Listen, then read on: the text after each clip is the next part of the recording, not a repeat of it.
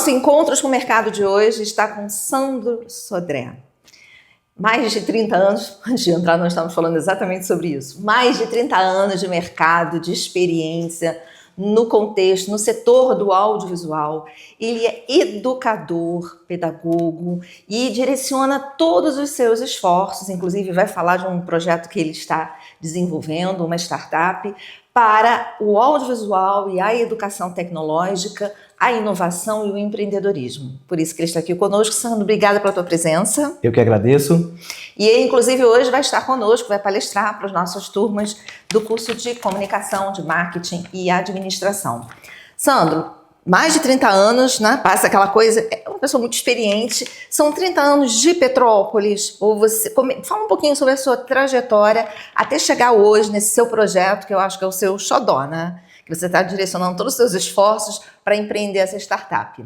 Com certeza. Petrópolis, saí daqui, mas para fazer alguns trabalhos, né? Mas com certeza sempre fiquei sediado aqui. Os trabalhos que fiz, as produtoras por onde passei, TV, foi Petrópolis. Eu comecei muito cedo numa agência de publicidade. Inclusive vou falar sobre isso na palestra, né? E ao chegar nessa agência de publicidade, eles trabalhavam com eventos no final de semana. E fazia casamento, aniversário, e tinha que filmar. Então eu me interessei um pouco com aquilo. Na minha época era office boy, né? Eu vou falar muito essa palavra na minha época, né? Eu era office boy e eu fazia parte de atendimento, mas me interessei com aquela coisa de audiovisual. E teve uma chance, porque pintou um curso para eu fazer de operação de câmera. Eu não estava muito interessado na época, mas como eu fui direcionado pelos... eu era um jovem, né? Tinha acabado de sair do ensino médio. Fui direcionado a fazer esse curso, fiz o curso.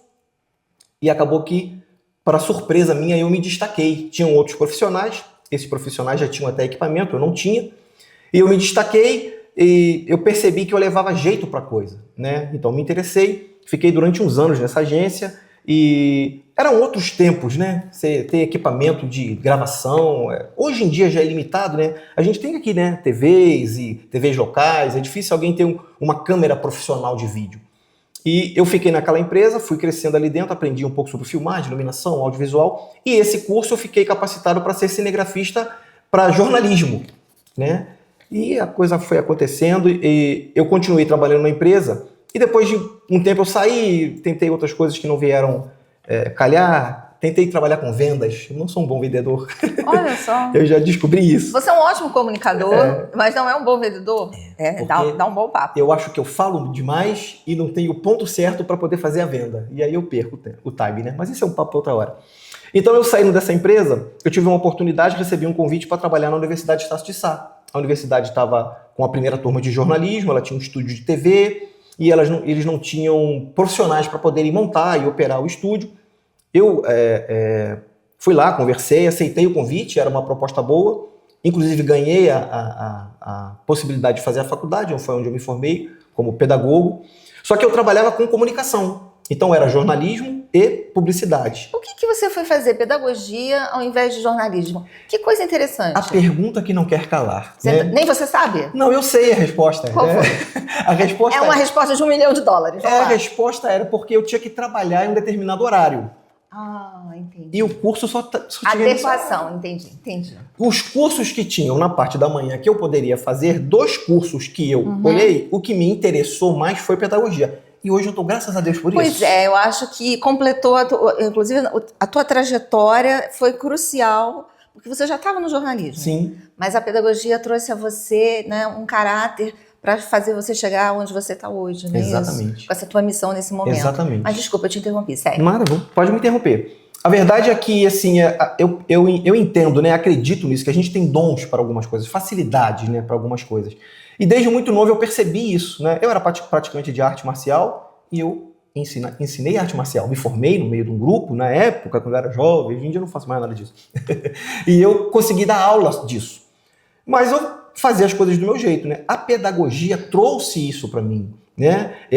Eu não fiz pedagogia pensando em ser um professor de sala de aula. Até porque homem em sala de aula, pedagogia, são as séries iniciais, tinha aquela coisa do preconceito. Hoje em dia isso tudo já é um pouco mudado, né?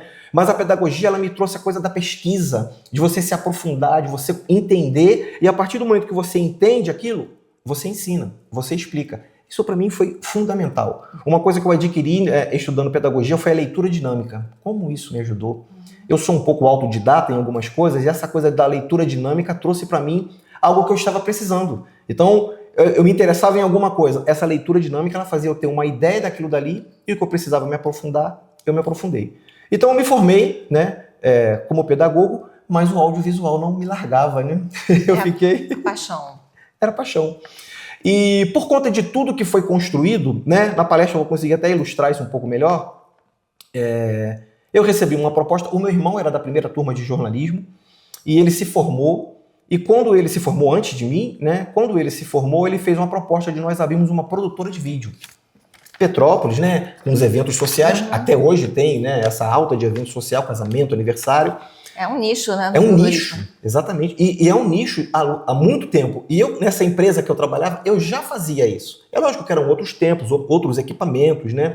Uma outra linguagem visual, né? Audiovisual.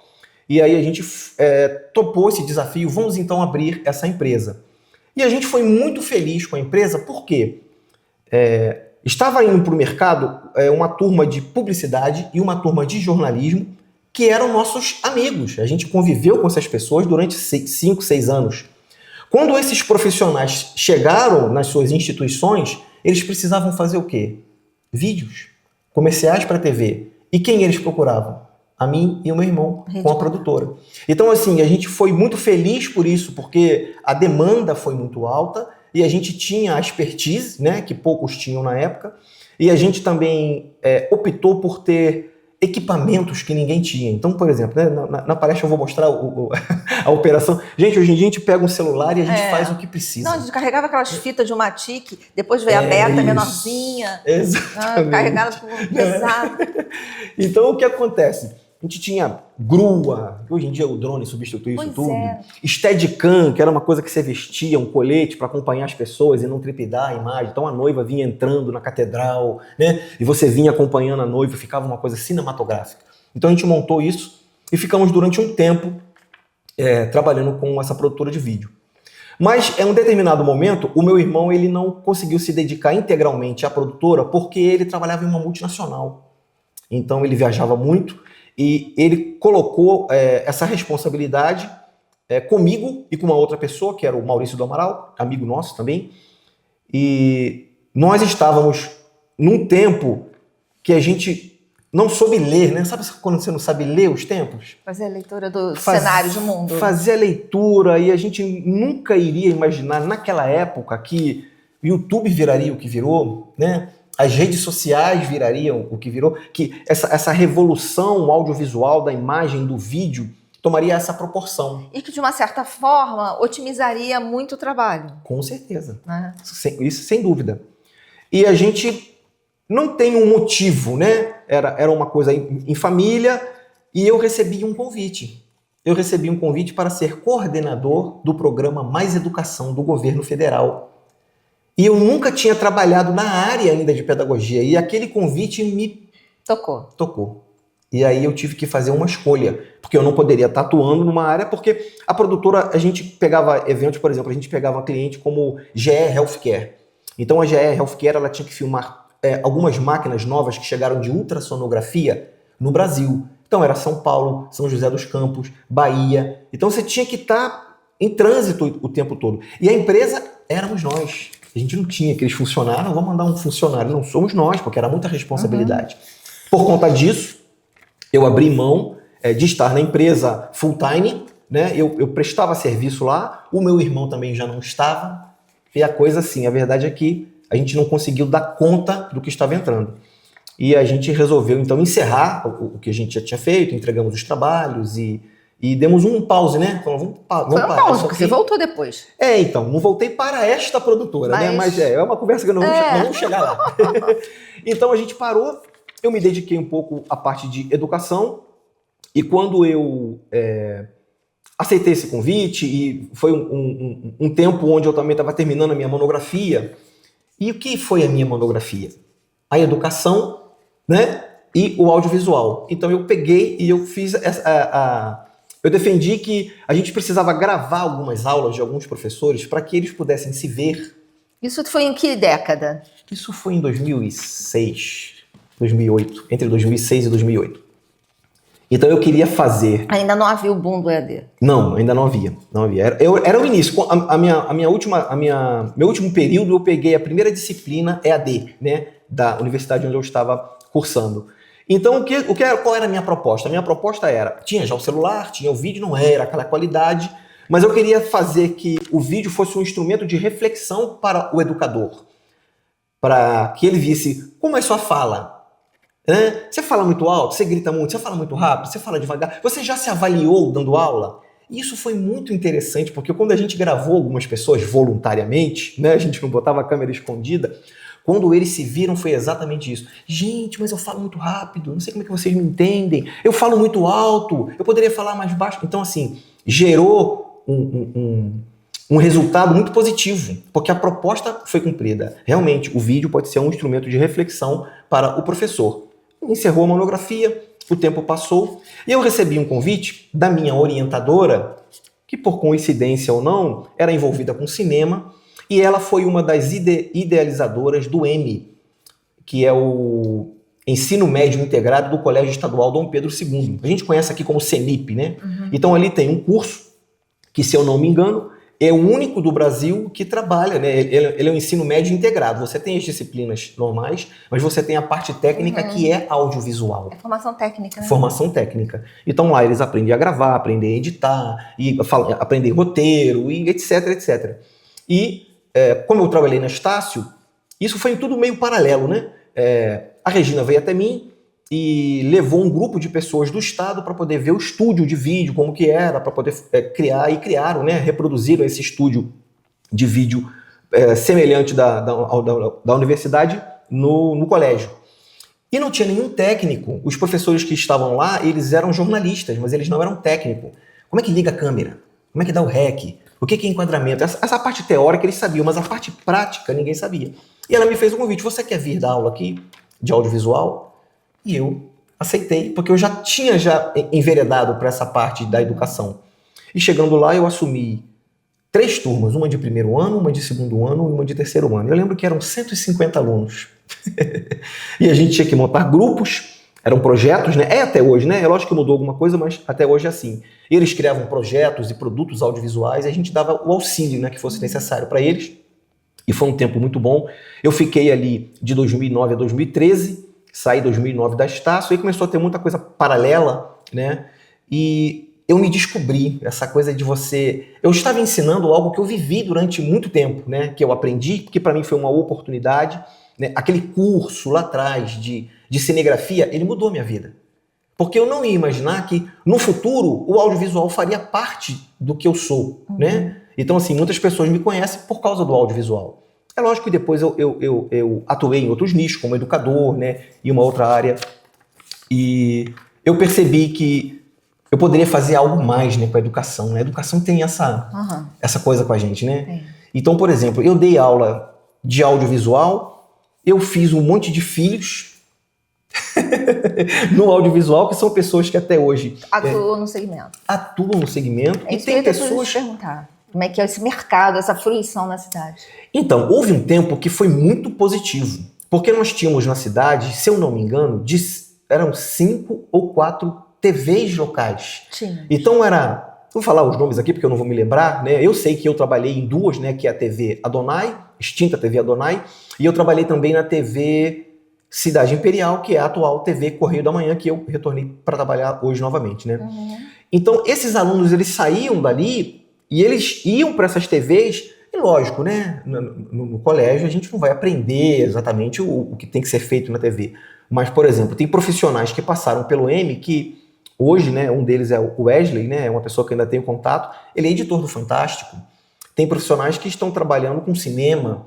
Então, assim, deu certo, né? Mas aí, aproveitando aqui essa questão, o audiovisual em Petrópolis, você, tirando essa movimentação das produtoras, houve até um movimento, porque a cidade, pelas suas características, até atrai, né, o segmento do cinematográfico, quando é, por exemplo, um filme de época, a gente às vezes vê essa movimentação de gravação, né?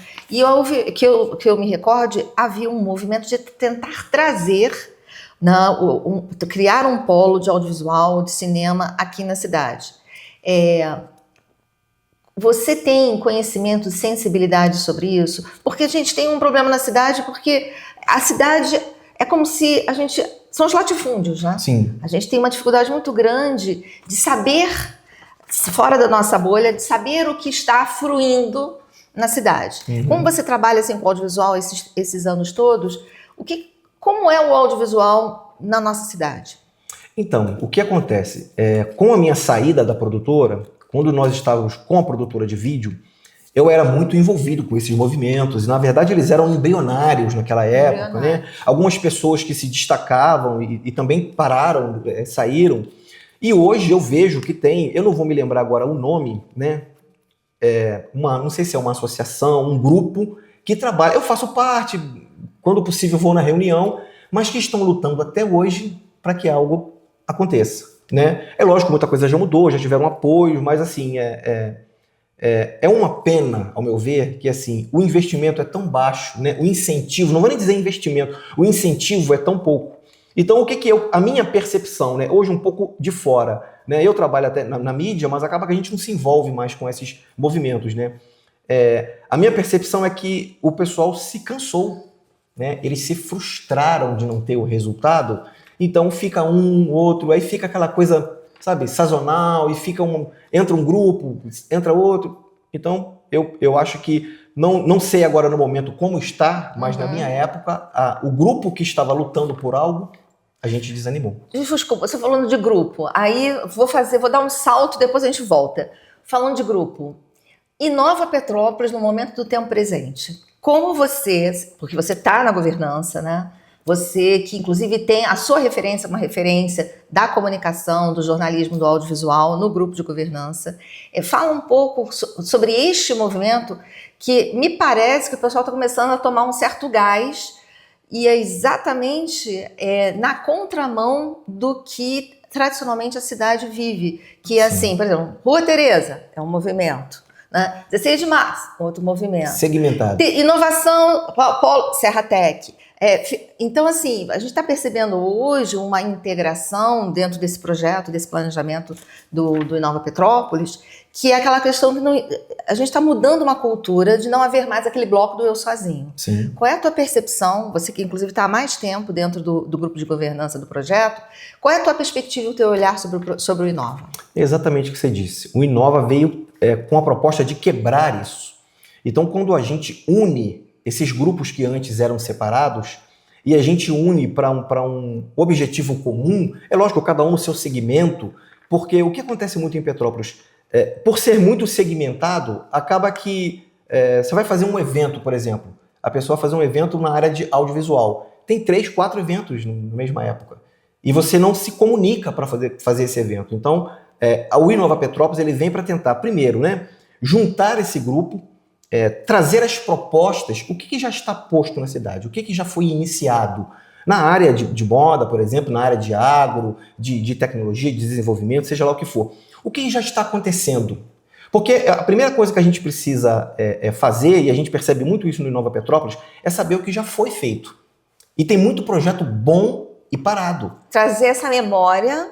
Exatamente. Né? Fomentar, fruir. Exatamente. E trazer novos pares para dar uma refrescada. Falou tudo que eu ia falar. Exatamente isso. A ideia é essa. Porque tem muita coisa que não foi à frente por falta de parceria, por falta de parceiros. E agora com o Inova, e a gente acha interessante isso, porque quando a gente faz os nossos eventos, né, a gente vê como as pessoas elas se encontram, como que tem o network. Você já está fazendo um projeto nessa área? Poxa, tem uma... E faz esse link e a coisa começa a acontecer, né? A gente faz aí reuniões semanais, você participa junto com a gente, e toda semana tem alguém querendo apresentar alguma coisa. Alguns que chegam, que estão chegando agora, que não sabem o que a gente já fez, querem até trazer propostas novas, né? Que a gente já está desenvolvendo. E a nossa ideia agora é exatamente isso, é colocar as coisas para acontecerem e divulgar o que a gente está fazendo. O problema aí voltamos à questão, né, da tua história no audiovisual e um problema clássico na cidade que se chama comunicação. Engraçado, né? A que você reputa esse problema nosso de comunicação? Por quê? Tivemos muitas emissoras de televisão locais, assim, por muitos anos, acho que por 3 ou 4 anos, Aqui pela universidade nós tínhamos um espaço numa emissora local, a visibilidade fantástica, inclusive ganhamos o troféu Maestro Garra-Peixe, né? Sim. Comunicação. E eu até falo muito para os meus alunos, vocês precisam acreditar nas mídias locais, o quão elas têm penetração, especialmente porque a garotada acredita muito nas mídias digitais. Sim. Mas assim, eu venho de televisão, eu sou do audiovisual, eu sou do rádio, você também, né? Sim. As nossas escolas foram, né, no audiovisual. E muitas emissoras locais de rádio com uma penetração fantástica. Sim. Emissoras de televisão local, 2 veículos locais de mídia impressa fortes e agora com o advento das mídias digitais, e a gente ainda tem um problema sério de comunicação. O que você acha? Eu percebo o seguinte, com relação às TVs locais, eu acho que houve uma saturação, né? A cidade agora ela cresceu, ela se ampliou, o comércio se ampliou, mas quando houve esse boom das TVs, era uma coisa mais restrita, né? Então o comércio era o centro. Então a gente tinha ali um número X de empresários. Esse número X de empresários, eles eram muito disputados pelas TVs, né? E com isso prometeram coisas, e tinha muita coisa também do mal profissional, né? A pessoa que tinha um programa de TV, ele alugava um espaço lá, pegava o nome da TV local e ele prometia algumas coisas que não cumpriam. Então, para o empresário, a gente sabe qual é a dificuldade de trazer o empresário para poder participar de um grupo, participar de um movimento, ele ficou um pouco desconfiado. E no meio disso tudo, veio esse advento das redes sociais. Então, você para pensar, né? Eu tenho contato com alguns influencers. Então você fala que a TV tem um alcance X, né? Essa TV é uma TV local e ela alcança X pessoas. E chega uma pessoa com um celular e diz que o alcance dela é 3 vezes mais do que a TV. Então eu acho que isso, para quem está querendo fazer negócio, na cabeça dele, né? Ele vai pensar, poxa, vai ser muito... A possibilidade de eu fazer vendas, de eu fazer negócio com esse influencer, com essa pessoa, vai ser muito maior do que com a TV. E eu não estou falando só de mídia local, a gente tem mídias regionais aí que estão vivendo... na verdade, tem que ceder, né? Esse novo movimento, esse novo tempo, né? Você acha que... porque veio, por exemplo, havia o rádio, veio a televisão, e disseram que o rádio ia acabar, e com o advento da televisão não acabou, se ressignificou. Sim. Agora, nas mídias digitais, saiu um resultado, acho que no meio mensagem, entre as mídias digitais, um estudo, as pessoas dizem assim, o Facebook morreu. O Facebook, não, inclusive, resultado de um maior engajamento do que propriamente o Instagram. Sim. Na contramão do que todo mundo fala, né? Porque visibilidade, que resultado é o Instagram. Saiu um resultado no meio mensagem dizendo que o maior engajamento é do Facebook. E aí você fica assim, como? Então, assim... a impressão que a gente tem não é essa, né? Não é essa, né? Mas aí, vendo também não só as novas tecnologias como as mídias digitais e a questão da inteligência artificial, você que atua na área de comunicação, né, que está na área de comunicação, como é que você enxerga? Qual é a perspectiva de futuro com essas novas tecnologias e especialmente a inteligência artificial? Seremos substituídos como profissionais? O que eu penso? Não tem como lutar contra isso, né? A gente vai ver que de tempos em tempos há uma revolução, e essa revolução tecnológica, né? Você não tem como lutar contra isso, você tem que se adequar. Então, por exemplo, a gente falava do computador, né? Então, há um tempo atrás, quem não soubesse usar um computador, hoje nós temos um computador na mão, o celular, todo mundo usa. Eu acho que a gente precisa se preparar, se capacitar, mas eu acho que substituir é muito forte. Eu posso pensar que no futuro, muita coisa do que a gente faz vai ser substituído, sim, mas sempre tem uma mente pensante por trás, né? Tudo que essas inteligências artificiais fazem, é lógico que ela facilita muito o nosso trabalho, no trabalho de pesquisa, por exemplo. Você quer montar um projeto, por exemplo, ela vai fazer muita coisa ali, mas nesse primeiro momento, um profissional de audiovisual, né, tem uns anúncios aí, né? Eu editava meus vídeos, agora eu não edito mais, eu tenho um agente de inteligência artificial. Não é bem assim. Até a página 8. Não é bem assim. A verdade é que sempre tem que ter uma pessoa por trás, por conta do bom senso, por conta da moral. E se você deixar tudo na mão da tecnologia sozinha, eu acho que eles fazem um pouco de Frankenstein, né? A gente vê, a arte ficou linda. Não ficou muito linda porque eu acompanho muita coisa de inteligência artificial que eles fazem vídeos, né? Hollywood vai acabar por causa da inteligência artificial. Aí eles criam uns videozinhos, você já viu esses clipes? não tem roteiro, não tem sentido, só tem ação e uma imagem muito bonita. Então não tem alma. Essência. Eu acho que, exatamente, vai faltar a essência. E a essência, ela parte da gente. Nós que vamos alimentar aquilo dali. Como é no audiovisual. Uma imagem. Se tiver uma pessoa por trás para ter a sensibilidade de captar aquela imagem, a imagem vai ser muito boa. Agora, se for uma pessoa insensível, vai fazer uma imagem, a imagem vai ficar muito ruim. A gente vê isso todo dia na rede social. E aí, com essa tua trajetória, pedagogo, atuando na área de comunicação, com essa sua sensibilidade, você vai e desenvolve um projeto, uma startup. Sim. E aí, como é que esse momento do teu presente, você também integrando, inova, esse novo movimento da cidade, fala um pouco sobre esse teu projeto do momento. Então, como nasceu a minha startup? Depois de toda essa minha experiência, né, e vontade de estar atuando na área de educação, eu criei um projeto onde eu readaptei o que era feito no colégio CENIP, né? Só que lá precisava de equipamento, câmera, tripé, computador. Então, assim, é uma coisa que demanda... Você tem que montar quase que um estúdio, né? E esses equipamentos são caros. Uma câmera profissional hoje, mais de 20 mil reais. Um tripé profissional hoje, muito caro. Então, eu quis ampliar essa proposta para o município. Eu cheguei a levar essa proposta presencial para eles. E no momento rejeitaram a proposta, porque tem uma série de coisas dentro da Secretaria de Educação, você tem que criar uma disciplina, você tem que ter uma coordenação, você tem que ter professores capacitados para isso. Eu readaptei tudo e eu pensei em montar uma equipe, e essa equipe atenderia, e aí ficaram de pensar, mas o tempo passa, né? A coisa vai evoluindo. E numa conversa com pessoas que trabalham comigo, eles me proporam, por que não fazer o projeto sem depender de equipamento, fazer o projeto com o celular? E aí aquilo, porque o celular ele grava, tem celular que grava com uma qualidade melhor do que câmeras profissionais, né? Se a gente for parar para pensar. Você não tem mais tanto problema de iluminação, porque ele capta a imagem com uma qualidade boa. O microfone, ele já tem um microfone. Resumo, essa ideia veio de fazer o projeto com o celular. Levei, gostaram, né? Ficaram de aprovar o projeto. Só que nesse meio tempo, abriu um edital da FAPERJ para inovação, né? Startup. E eu falei, poxa, mas como que monta isso? Eu era cru nessa área, né? De tecnologia, não estava muito por dentro de editais. E eu tive um contato com o Antony e com a Thaís, do Serratec, e eles me direcionaram a criar um produto que fosse tecnológico. Porque se o produto for tecnológico, ele podia ser uma startup. Então eu peguei essa ideia que era presencial, de ensinar as pessoas em loco ali para poder gravar e ensinar com o celular. Eu falei, por que não gravar isso e colocar isso numa plataforma? Onde as pessoas aprendem a fazer. E qual é o detalhe? Mas você fez uma videoaula, tem várias videoaulas ensinando a fazer vídeo.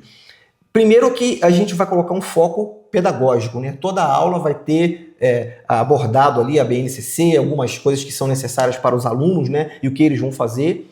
E o diferencial nosso é que nós temos uma rede social privada.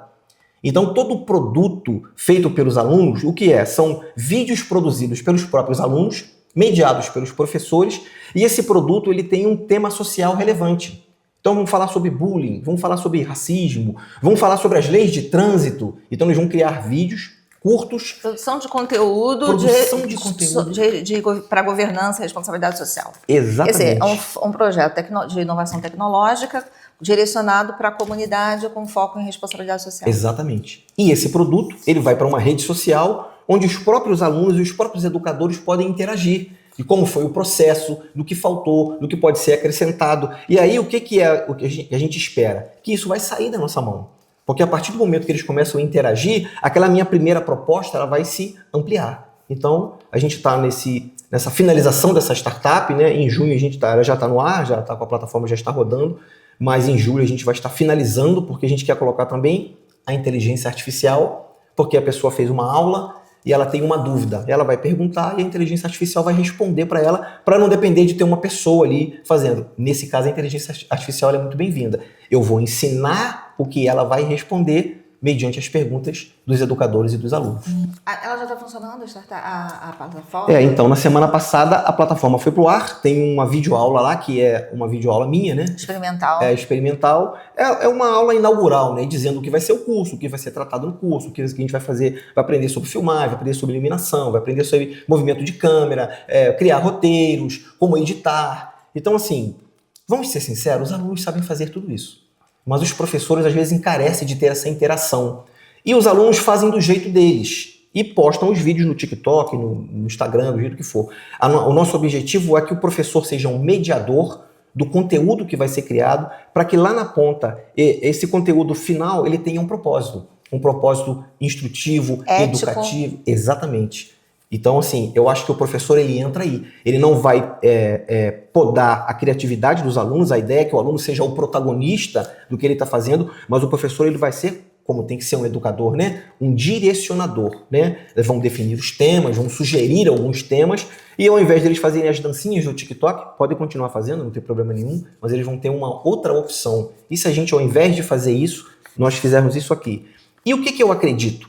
Por ter passado pelo M, por ter essa experiência, a partir do momento que alguém cria um produto audiovisual autoral e aquilo dá uma repercussão, aquilo pode mudar a vida da pessoa. Ele pode começar a criar outros conteúdos a partir dele, a partir daquele acesso que ele teve àquela informação e aquela mediação do professor. E as redes sociais estão aí, né? Pessoas que têm um dia que tem 10 seguidores e no dia seguinte tem milhões, porque postaram um vídeo que viralizou, né? Tem muita coisa absurda que viraliza, mas tem muita coisa boa também. Eu quero acreditar. Vamos multiplicar as coisas boas. Exatamente. Com iniciativas, no caso, como a sua startup. É a ideia. Nós temos que ir para a nossa entrevista, na verdade, para a nossa palestra, né? Sandro, obrigada. Eu que agradeço. Foi ótimo, foi uma aula, né? Uma aula com a tua própria trajetória sobre a educação integrada ao audiovisual. E nós encerramos aqui hoje o nosso Encontros com o Mercado. Até a nossa próxima edição.